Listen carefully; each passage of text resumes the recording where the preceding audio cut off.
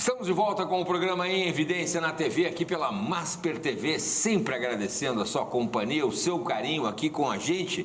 Lembrando que o programa Em Evidência na TV tem o patrocínio de CDP, Consultoria em Direito Público, Kaisermac, mais da metade dos municípios já optaram pelos produtos e equipamentos da Kaisermac. Iceberg Comunicação, muito além do que se vê, estratégia de comunicação para a política de verdade. E FAMURS, porque é no município que tudo acontece. Revista em Evidência, você já sabe, na política e nos negócios, quem faz está em evidência. Você também pode assistir o programa lá no nosso canal no YouTube, Revista em Evidência. Se inscreve lá, por favor, ativa a notificação, dá aquele like pra gente. Quer conferir os bastidores? Visita a gente lá no nosso perfil lá no Instagram. E o Evidência agora, o Evidência na TV agora tem a honra e o prazer de receber o novo secretário de Justiça, Cidadania e Direitos Humanos, Dr. Tiago Duarte. Estou muito feliz de receber de novo o Dr. Tiago aqui, velho amigo, e agora secretário. Parabéns, viu, pelo novo desafio, secretário. Obrigado, eu tenho que agradecer muito a oportunidade que o governador nos dá de poder cuidar mais das pessoas, principalmente das minorias, daquelas pessoas que mais precisam de uma atuação auxiliar do Estado, dos grupos minoritários. Então, para mim, é uma satisfação, uma honra poder, a partir desse momento, integrar a equipe do governador. Secretário, já conseguisse ver os desafios dessa pasta que vão ser enfrentados daqui para frente agora? São muitos desafios, né, Cláudio? A gente tem algumas coisas, muitas coisas que estão andando na secretaria. O secretário Fabrício Peruquim cumpriu uma missão fantástica. Foi o secretário que terminou 6 centros da juventude. Administrativamente, fez uma gestão muito boa, né? E agora vai para uma outra missão. E agora o governo nos convida com o intuito de poder aprofundar algumas questões que estão dentro do meu métier, estão dentro da minha vida, dentro da minha atividade, né? A questão do planejamento familiar é muito importante, nós já conversamos outras oportunidades. É uma ação transversal que pega os direitos humanos, mas pega a assistência social e principalmente a saúde. A gente tem uma sintonia muito boa com a secretária Arita, então da gente poder aprofundar essa escolha livre e consciente de quando e quantos filhos vão ter, a partir da utilização de o que se tem de mais avançado tecnologicamente na medicina. Um trabalho que a gente já tem desenvolvido há alguns anos e que agora, na secretaria, a gente pode aprofundar. A questão dos centros da juventude, né, que foram restaurados, reformados, construídos 6 centros da juventude, que hoje congregam mais de 5.000 jovens no estado do Rio Grande do Sul, né? 480 recebem uma bolsa para serem multiplicadores do governo do estado, uma bolsa de um salário mínimo, e isso faz toda a diferença nas suas comunidades. São comunidades vulneráveis da região metropolitana, e a ideia é que a gente possa expandir isso interior afora. A questão da política antidrogas. Então, a secretaria, ela traça e discute políticas transversais para serem executadas no governo com relação a essa problemática importante que está imbricada na segurança, está imbricada na assistência social e, principalmente, está imbricada na saúde. Então, de não só nós criarmos mecanismos para prevenção e profilaxia, mas um governo que olha para essa problemática não só como uma problemática de segurança, olha como uma problemática que precisa ser discutida com as comunidades mais vulneráveis. Estão lá também a questão das políticas dos idosos. O estado do Rio Grande do Sul Envelheceu, inverteu a sua pirâmide etária. Então, é importante que a gente possa ter políticas públicas estaduais que deem guarida para esses nossos idosos, para que eles possam envelhecer com saúde. E envelhecer com saúde deixando um legado para os que ficam. Claro. Né? Então, tornar essa população idosa não só economicamente ativa, mas uma população idosa que deixe o seu legado e que cumpra o seu papel junto às próximas gerações. A questão da defesa da mulher. O governador tomou um ato corajoso, mais uma vez, de recriar a Secretaria da Mulher, mas ela vai ter que trabalhar, e vai trabalhar de forma transversal também com a Secretaria de Direitos Humanos e Justiça. E aí o nosso papel é importante lá na minha biformação, né, Cláudio? Eu sou médico, sou gineco-obstetra, sou perito médico legista e sou advogado. Então, eu interajo em todo esse espectro. É verdade. E o feminicídio, né, que ele não aumentou, ele aumentou só proporcionalmente, mas ele que tem mais visibilidade à medida que o Estado consegue diminuir os outros crimes, ele é o final de uma sequência de eventos violentos. Então, nós precisamos quebrar essa sequência de comportamentos violentos. O marido, o namorado, o companheiro, ele não chega e mata do nada. Ele agrediu, ele insultou, ele perseguiu.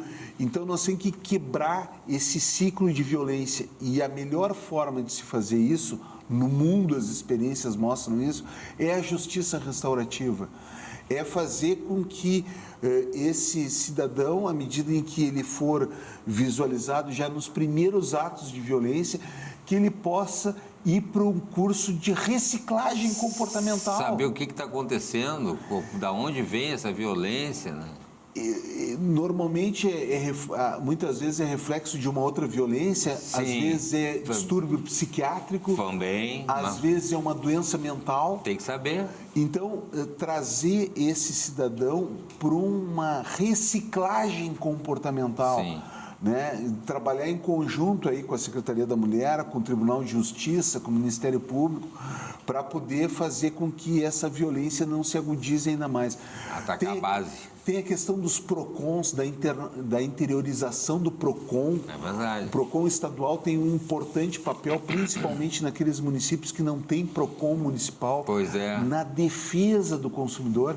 Então, são muitas pautas. Desafios. Muitas pautas e fico muito agradecido pelo governador ter nos convidado para cuidar das pessoas. Eu vou para lá para cuidar das pessoas, o que eu já faço há mais de 28 anos. Continuar, né, doutor Tiago? Continuar. Eu quero saber, então, doutor Tiago, sobre o apoio à Copa Futuro Suave, né? Qual foi o saldo desse evento aí que incentiva justamente a inclusão social? Essa é uma outra situação que me traz muita alegria, né? O Futuro Suave é um projeto estadual que se abastece não só de lei de incentivo ao esporte, como nesse evento que nós tivemos agora na semana passada, de emendas parlamentares. Então, mais uma vez, o governo do Estado, o governador Eduardo Leite, numa ação extremamente positiva, ele dedica parte da lei orçamentária estadual a apontamentos e sugestões dos deputados, as emendas parlamentares, que aqui não são impositivas no estado do Rio Grande do Sul, são pequenas, mas que fazem toda a diferença. Então, nós colocamos emenda parlamentar aí na Copa Futuro Suave, designamos do orçamento do estado recurso para isso, e tem sido fantástico, né? O jiu-jitsu como forma de inclusão social. Então, os alunos vão para essa Copa Futuro Suave, acabam recebendo kimono, que serve depois para eles seguirem o treinamento, né? Essa Copa Futuro Suave que ocorreu em Alvorada, ela serviu para o ranking mundial de para-jiu-jitsu. Opa, tem pessoal com alguma deficiência? Pessoal com deficiência, pessoal com os amputados participaram, né? Meninos, crianças com síndrome de Down, outros autistas. Então, foi fantástico, foi fantástico. A partir disso, eles conseguem, a partir da arte marcial e do judô, eles conseguem se integrar na sociedade, eles conseguem participar, ter uma atividade esportiva e tudo aquilo que a arte marcial agrega, né? Eu sou suspeito para falar de arte marcial, eu fui forjado dentro da arte marcial. É mesmo?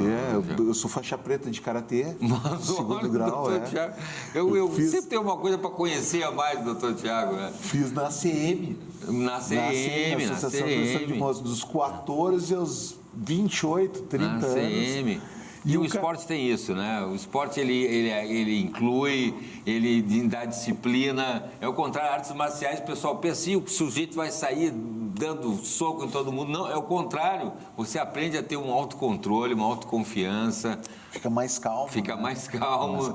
E o karatê me deu a possibilidade que eu não teria de poder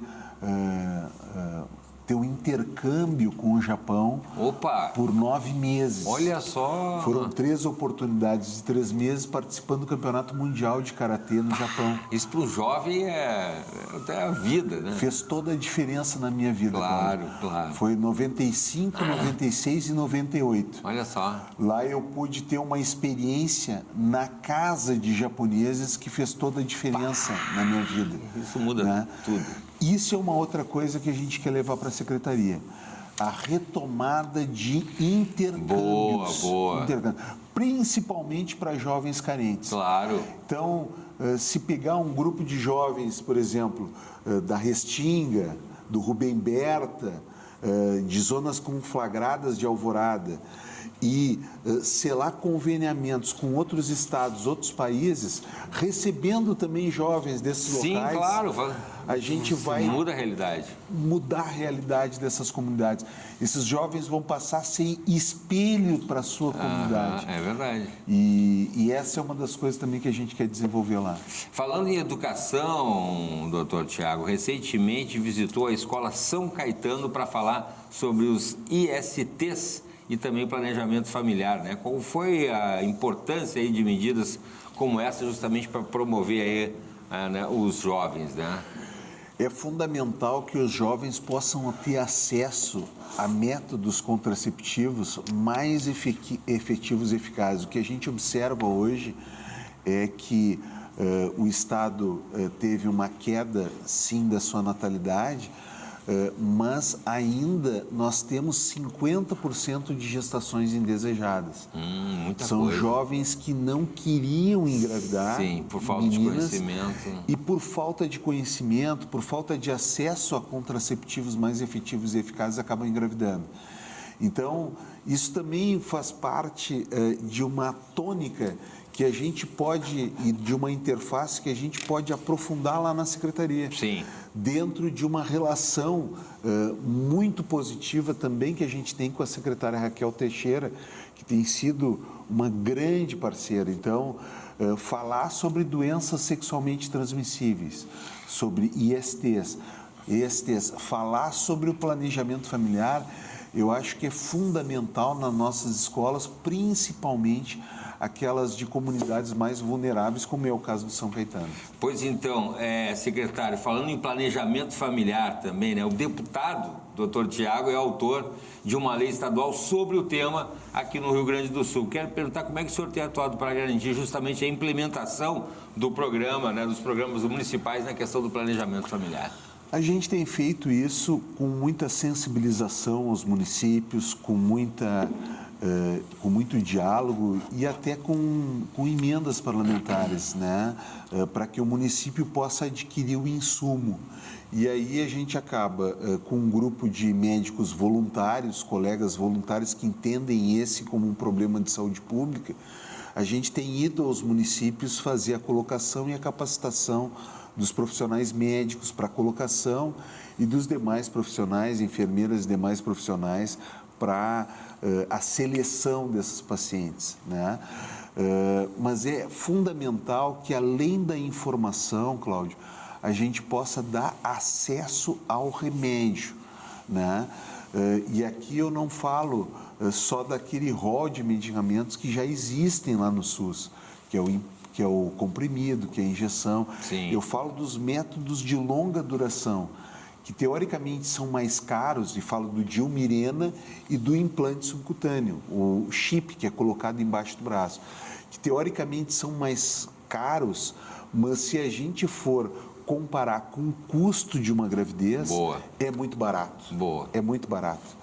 Então, essa é a sensibilização que a gente tem feito para as prefeituras. Hoje já são 62 prefeituras que já têm o projeto municipal de planejamento familiar, que tem como um guarda-chuva a lei estadual que foi aprovada e sancionada pelo governador Eduardo Leite, foi aprovada por unanimidade na Assembleia e sancionada pelo governador. Então, realmente, o que a gente precisa cada vez mais é dar acesso. Ninguém é contra a gravidez, né? Eu me alimento da gravidez, eu sou obstetra. Eu tenho nessa caminhada... É o ofício. É o meu ofício. Eu tenho nessa caminhada aí, a gente estava calculando no final do ano passado... Quantos partos? 10 mil partos. 10 mil partos. Volta e meia deve passar por alguém na rua aí que botou no mundo. Muito frequentemente. Eu estava em Santa Vitória do Palmar, esses tempos. A 500 quilômetros de Porto Alegre. Estava cruzando a igreja lá, e aí eu escutei assim... Doutor Tiago, eu digo, não, aqui em Santa Vitória não pode ser. Aí me virei, eu ganhei com o senhor lá em Porto Alegre. Olha aí. Outro tempo, eu estava lá no Hospital do Amor, em Barretos, quando a gente fez a Comissão Especial do Câncer Infantil, que a gente propôs algumas medidas que o Estado acabou adotando e que estão funcionando muito bem, principalmente com relação à priorização e colocar a criança que tem o câncer específico no local certo para fazer o tratamento. Sim. O Estado está adotando com maestria, numa parceria com o Instituto do Câncer Infantil, lá do Dr. Bruneto.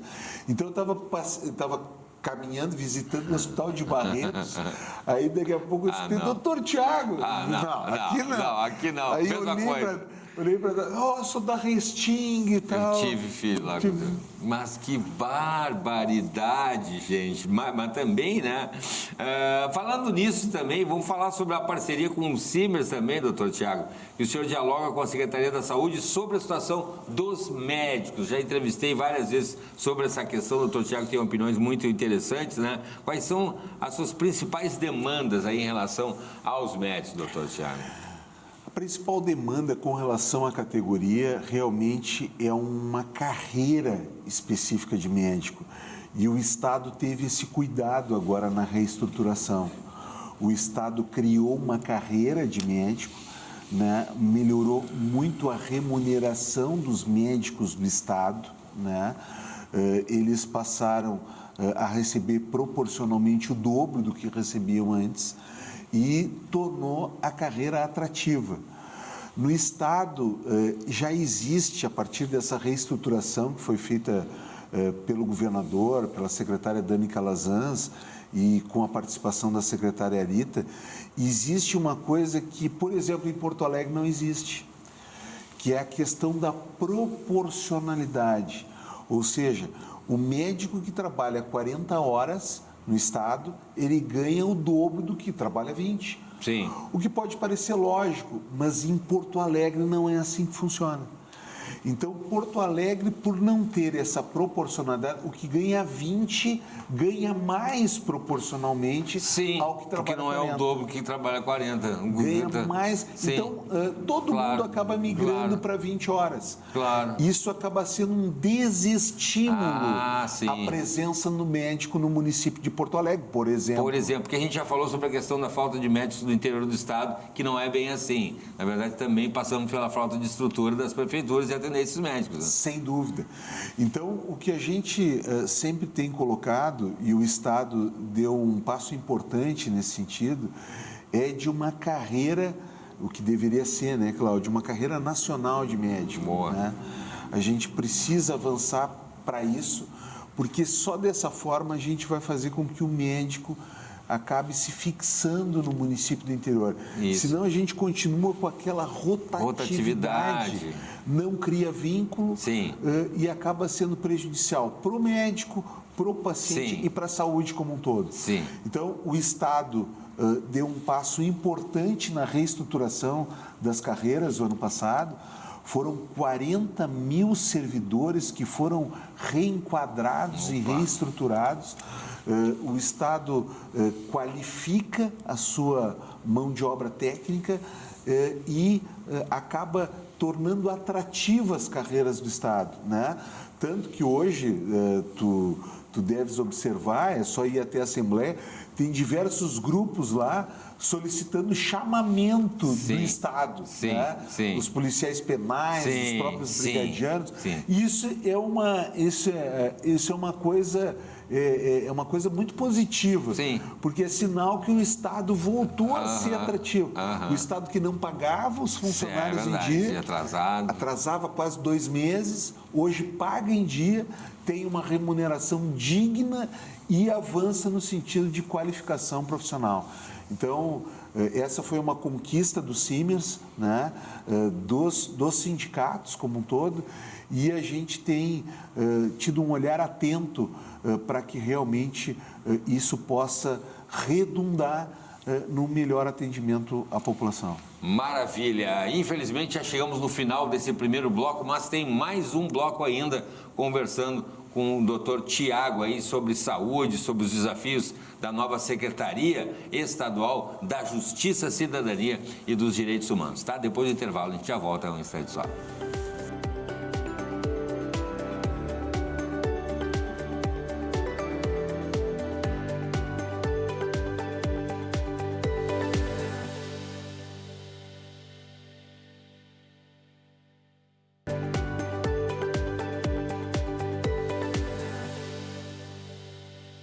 Estamos de volta com o programa Em Evidência na TV, aqui pela Masper TV, sempre agradecendo a sua audiência e o seu carinho, lembrando que o programa Em Evidência na TV tem um apoio, patrocínio de CDP, Consultoria em Direito Público. Kaisermac, mais da metade dos municípios já optaram pelos produtos e equipamentos da Kaisermac. Iceberg Comunicação, muito além do que se vê, estratégia e comunicação para a política. De verdade, é FAMURS, nossa querida FAMURS, pequeno município que tudo acontece. Revista Em Evidência na política e nos negócios, você já sabe quem faz está em evidência. Convidamos você para nos seguir também lá, né, se inscrever no nosso canal no YouTube, ativar a notificação, dar aquele joinha, aquele like pra gente, e os bastidores lá também do programa, lá no nosso perfil no Instagram. Nesse último bloco do programa de hoje, né, a gente está começando essa segunda parte. Nesse último bloco, segue conversando com o Dr. Tiago Duarte, que agora é secretário, deixa eu botar aqui, secretário estadual de Justiça, Cidadania e Direitos Humanos. É um tema grande, mas o doutor Tiago estava falando aqui, né, médico, advogado, então abrange todo o nome da pasta da secretaria. E antes de seguir falando, eu vou seguir falando, eu gosto de falar com o doutor Tiago já desde que era vereador, lá atrás, sobre saúde. Vou mostrar aqui, ó, a revista Em Evidência, onde o doutor Tiago está aqui na penúltima revista, é isso, Chico? Penúltima revista? Na penúltima revista, filas, leitos fechados e negligência, a crise silenciosa da saúde pública em Porto Alegre, né? Eu já quero deixar meu abraço aí para a UBS Santa Cecília, que faz um trabalho fantástico, os médicos de família, doutora Nilman, lá tem os grupos de família, com todas as dificuldades, faz um trabalho fantástico. Uma unidade de saúde que trabalha com os estudantes ali coladinho no hospital de clínicas. Então, olha, fantástico. É difícil, tem dificuldade, tem fila de manhã, mas o pessoal segue lá, os colegas médicos e futuros médicos seguem trabalhando. Doutor Tiago, como é que está essa situação hoje? Agora, só falando um pouquinho antes aí da pasta, né?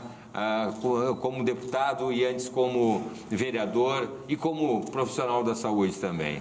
Eu estagiei ali na Santa Cecília. É? Sim, eu fiz a minha formação médica na URGS, no Hospital de Clínicas, e estagiei ali na Santa Cecília, fica ao lado do Instituto do Câncer Infantil. Isso. Próximo do Instituto, uma belíssima unidade, modelar para a cidade. Pois é, né? E como um exemplo de como a gente deveria avançar no sistema de saúde da cidade. Tem para alcoólicos, tem para parar de fumar, olha, o pessoal é ativo mesmo. Os grupos são fundamentais, né? Os grupos de prevenção à doença, de promoção à saúde, eles são fundamentais, eles fazem parte importante da expertise e da estratégia de saúde da família, que é calcada também numa equipe multidisciplinar de médico, enfermeira, técnico de enfermagem, mas principalmente de agente comunitário de saúde, né? E a gente está vendo aí a importância e a diferença que faz a unidade ter agente comunitário de saúde, ter agente de combate à endemia, de ter isso. Sim. E quando não tem. Né? Pois é verdade. Porto Alegre chegou a essas mais de 200 de mortes por dengue, por ter desestimulado e desestruturado os agentes de combate de endemias. Não tinha pensado nisso, é verdade. Não tenha dúvida, não tenha dúvida. Não tinha pensado nisso. Então, a importância desses profissionais na saúde pública. Eles fazem uma interface importante, eles são membros da comunidade, são pessoas que moram naquele local, naquele território, e que acabam sendo capacitadas, depois de passar por um concurso público, para serem capacitadas para atuar nas suas comunidades, fazendo a vigilância, o cuidado com as pessoas, a promoção e a proteção da saúde. Então, são fundamentais nessa sistemática. Cláudio, o que eu observo? Assim, eu observo uma ação muito propositiva do governo do Estado, né? Primeira vez que um governo do Estado coloca 133 milhões de reais, 133 milhões de reais num mês de inverno, num período de inverno. Foram 33 milhões para que os municípios pudessem abrir os postos de saúde em horários alternativos. Boa.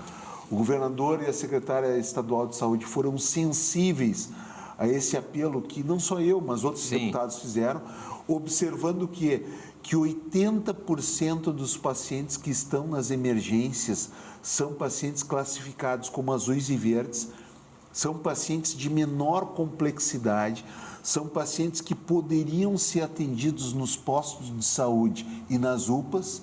Então, o governador destina, conforme a população dos municípios, 33 milhões para a abertura dos postos em horários alternativos, que a gente vem defendendo desde o início da minha atividade parlamentar.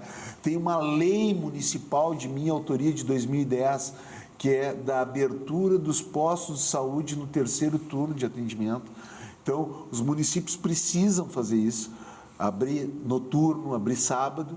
Então, 33 milhões para isso. E 100 milhões o governador destina só da Operação Inverno para a abertura de 400 novos leitos que estão sendo abertos estado afora. Vão ser 40 diretamente para a abertura do leito e 60 milhões para insumos. Antibiótico, remédio, enfim. Então, 133 milhões. Além disso, o que o governador sinaliza? Sinaliza, depois do avançar e do assistir... 1 bilhão através do avançar de reais? Ele sinaliza 1 bilhão de reais no SUS gaúcho. Ah, perfeito. O que é o SUS gaúcho? O SUS gaúcho é o seguinte, nós temos uma tabela de procedimentos dos hospitais defasada de 2008, uma tabela federal. Porque o hospital recebe do governo federal. Certo. Essa tabela está defasada desde 2008 e não tem nenhum reajuste. Poucos procedimentos são reajustados. Então, o que nós identificamos? Nós identificamos que uma cirurgia de vesícula, por exemplo, ela custa 3x. Tá. O governo federal paga X.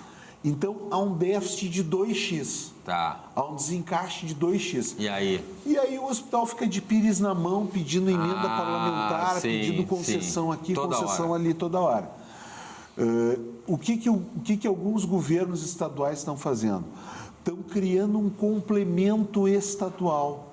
Né? Então, Entendi. o Estado complementa. Não é a sua atribuição. Pois é. Mas, como as pessoas vivem aqui, Sim. o Estado tem complementado. Isso fez São Paulo, isso está fazendo Sim. o Espírito Santo, isso está fazendo o Paraná.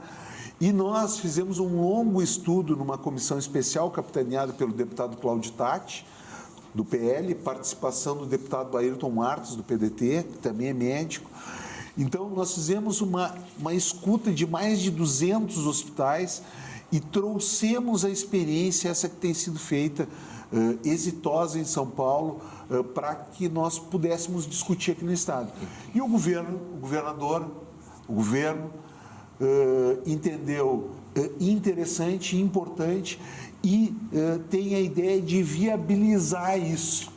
Então, é esse 1 bilhão que tu está te referindo. Que é o do avançar. Seriam 250 milhões esse ano, 750 milhões no ano que vem, indo numa tônica que o governo tem realizado, que é acertada, que é da produtividade. Quem vai receber o recurso? O hospital que atende os pacientes, o hospital que faz a cirurgia. Não adianta... Teve uma polêmica em relação a isso, né? Tem hospitais que não conseguem comprovar a produção Pois é. e que querem receber. Por exemplo, o governo do estado contratualizou a prefeitura de Porto Alegre para comprar 490 cirurgias de traumato-ortopedia no Hospital da Restinga, entre maio de 22 e junho de 23. O hospital realizou 30. Aí não dá. Aí não dá. Então, essa é a tônica do avançar e o assistir. Para deixar claro para as pessoas. Pagar por produção. Tá certo. E nisso o governo acerta com muita precisão naquilo que precisa. O hospital fez o atendimento, a consulta especializada, fez a cirurgia, recebe. Não fez, se não fez, não recebe. Tá certo. Falando nisso, teve um resultado, um relatório final, também, secretário da Comissão Especial pela Equidade do SUS nos serviços hospitalares. É exatamente isso. É exatamente isso. Então, o relatório final abordou o seguinte, Cláudio, que nós precisamos, o ideal seria a restauração da tabela, a correção da defasagem da tabela federal. E não havendo isso dentro da nossa atribuição, dentro da nossa competência estadual, e o governo do estado, o governador tem sido sensível, a gente apela para o governo do estado para fazer esse complemento. E é isso que está encaminhado. Do que depende isso? Depende de um ajuste de conduta. Por quê? Porque existe uma discussão que já é quase secular, aquela discussão, o Estado põe os 12%, o Estado não põe os 12%, existe uma margem ali do IP que alguns entendem que seria a colocação de recursos na saúde, outros entendem que não. Então, o que o governador fez? O governador se dispõe a colocar inequivocamente 12%. A partir dessa ação de colocar 1 bilhão a mais na saúde, ele vai estar colocando inequivocamente 12%. Segundo alguns, chega a 14,5% de investimento na saúde. Só que para isso, ele precisa ter a segurança jurídica para isso acontecer. E isso passa por um termo de ajuste de conduta daquelas ações que tramitam estado afora, exigindo que o governo do estado coloque os 12%.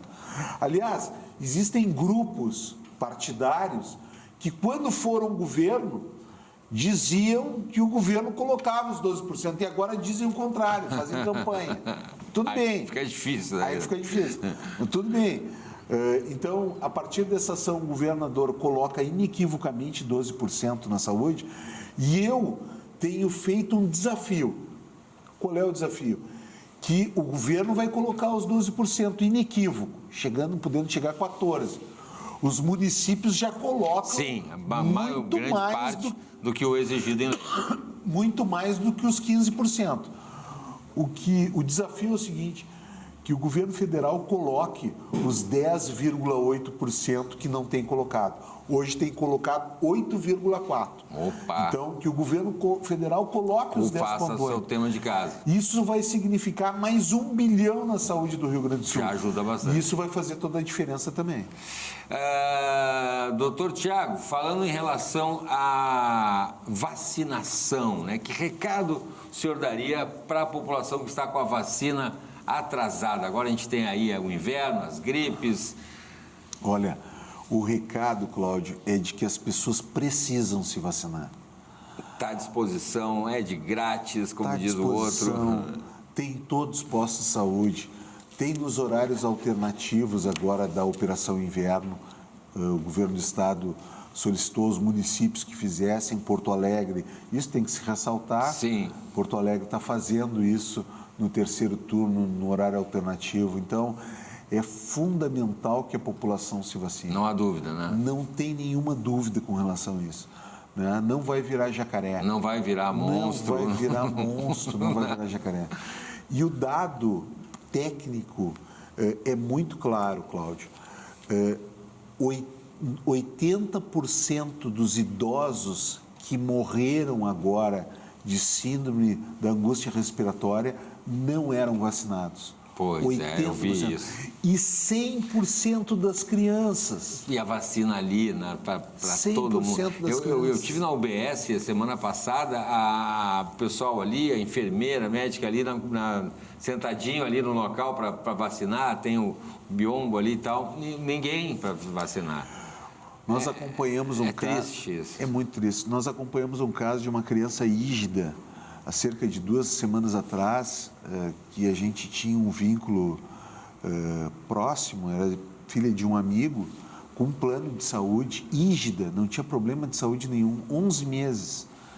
E aí ela começou a deteriorar, infecção respiratória, não conseguiu controlar com o primeiro antibiótico, não melhorou com o segundo, acabou sendo internada numa sexta-feira em Viamão, né? Acabou ao meio-dia evoluindo para ser uma criança de UTI e à meia-noite foi entubada. Meu Deus. E aí se conseguiu transferir ela de Viamão para uma UTI pediátrica. Ela morreu 5 dias depois. Muito pequenininha, né? Ela morreu 5 dias depois. 11 meses, ígida. Os pais já tinham combinado, já faziam convites para a festa de um ano. De um aninho. E acabaram fazendo o velório dela. Meu Deus. Então, vacina não tem ideologia. Não pode ter ideologia. Por favor. Por favor, vacine-se. É um ato de amor com a criança. Bom, o adulto não quer se vacinar. Ah, não, porque eu sou desse, eu sou daquele, eu não quero me vacinar. Tudo bem. Vacina o teu filho. Vacina o teu filho. É ciência, né? Vacina o idoso. É medicina. Vacina o idoso. É ciência, é pesquisa. Ou faz a vacina, não precisa dizer para ninguém. Não, faz a vacina, continua com a... Não entra na polêmica, né? Mas vamos falar de saúde. Então, se vacine. Nós, infelizmente, né, Cláudio, a gente avança no tempo, nós estamos em 2025 e nós estamos voltando a discutir. E tiramos erradicamos tantas doenças através da vacina em todo o século passado. E agora se discute vacina em 2025, se toma, se não toma, quantas doenças a gente erradicou. Aliás, modelo para o mundo inteiro aqui no país.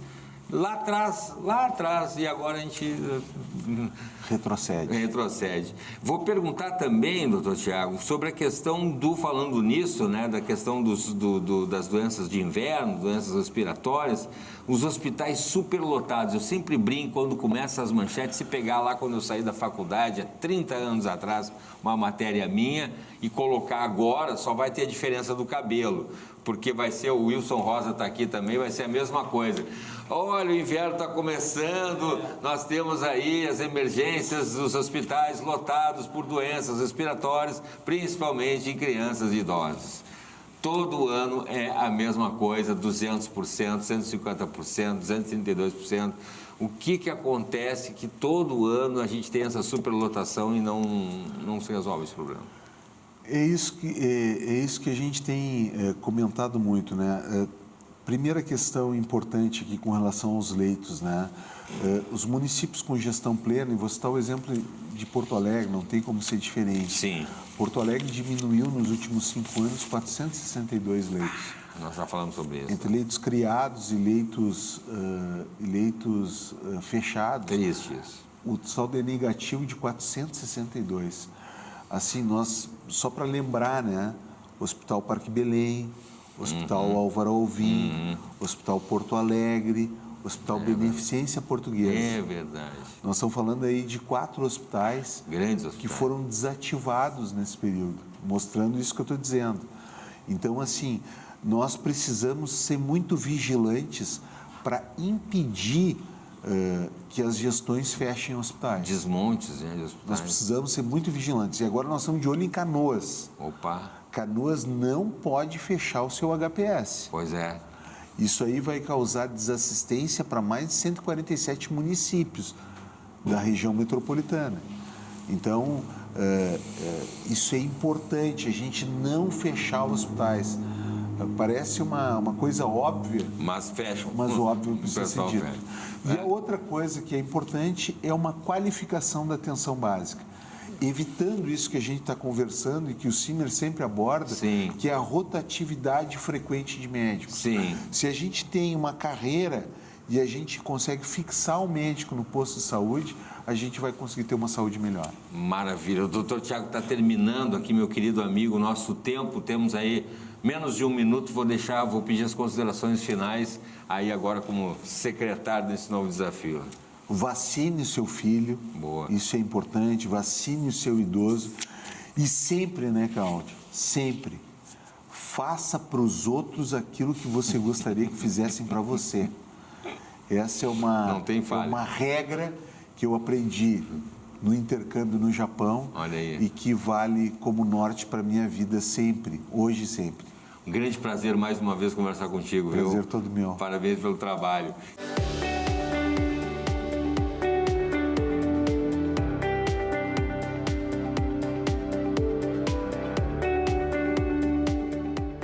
Comentário em Evidência. O comentário de Vladimir Chieli.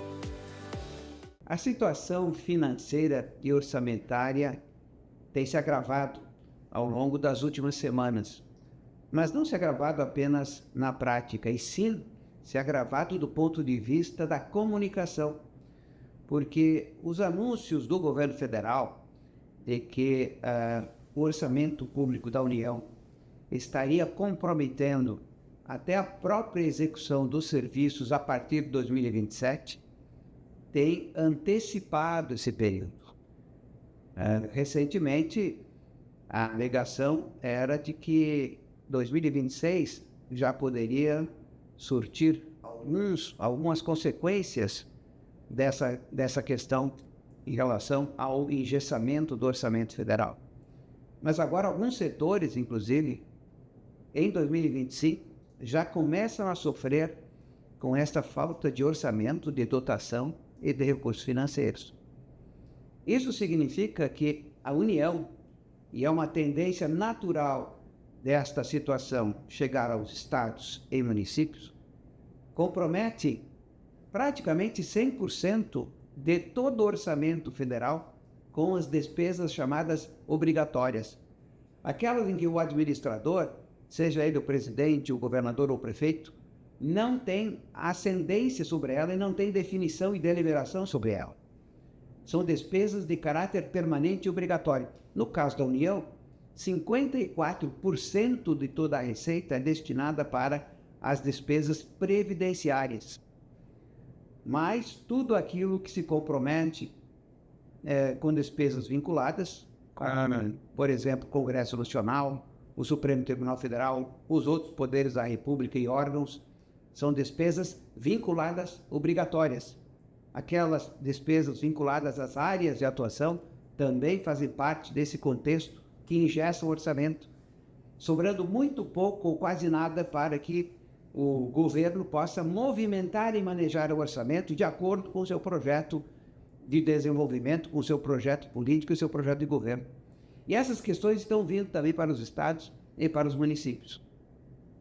Certamente não há ainda o cálculo efetivo realizado, mas não deve, na sua média em termos municipais, não deve baixar de 80% a 85% hoje o grau de comprometimento das despesas obrigatórias dos orçamentos municipais, sobrando assim muito pouco recurso, uma margem pequena para que os gestores municipais possam operar com o seu plano de governo em atendimento ao serviço da população. Então, fiquemos preocupados e de olho nessa situação. E obrigado para você que está nos acompanhando aqui também. Muito obrigado mesmo, tá bom? Continue com a nossa programação. Fiquem com Deus. Até a próxima.